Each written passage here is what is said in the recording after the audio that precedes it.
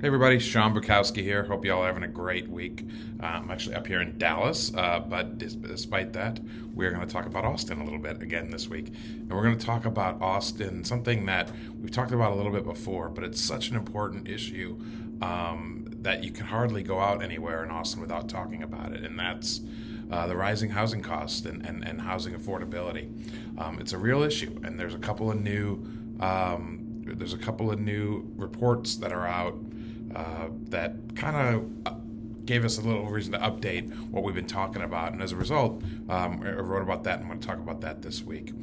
First is that a new report came out for Zillow that basically said by December, Austinites will be spending like 30% of their take-home income on their mortgage, which will make it the most expensive housing in the country outside of California.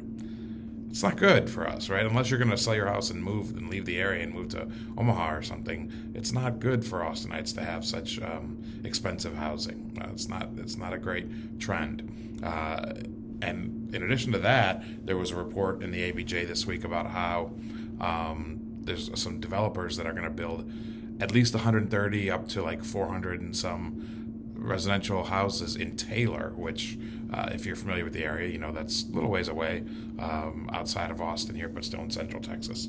And frankly, that's a direct result of the Austin housing affordability issues. If people could afford to live in houses closer to downtown, I reckon they would, for the most part, because that's where the majority of the jobs are. So what do we do? What do we do about that? Can we fix this issue?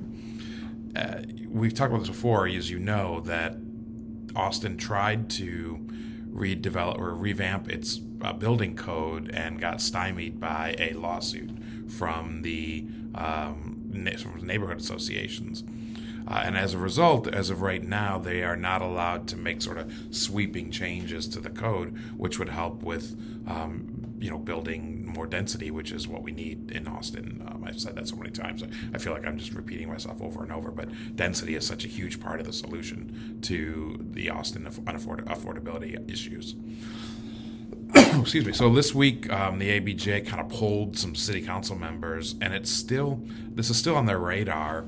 If you ask them individually, most of them want to make it easier to build along transit corridors. They want to cut through the red tape, make it easier to get permitting. But they just, frankly, I'm not sure they know how at this point. As I said, you can't do an overall revamp of the code. So what you're looking at is sort of piecemeal solutions in small areas. And that's just, it's going to be hard to make it work. So I think even the city council knows what the solution is, although they don't always act in the best interest. And the solution, at least to start, is increase density and make it easier to build density.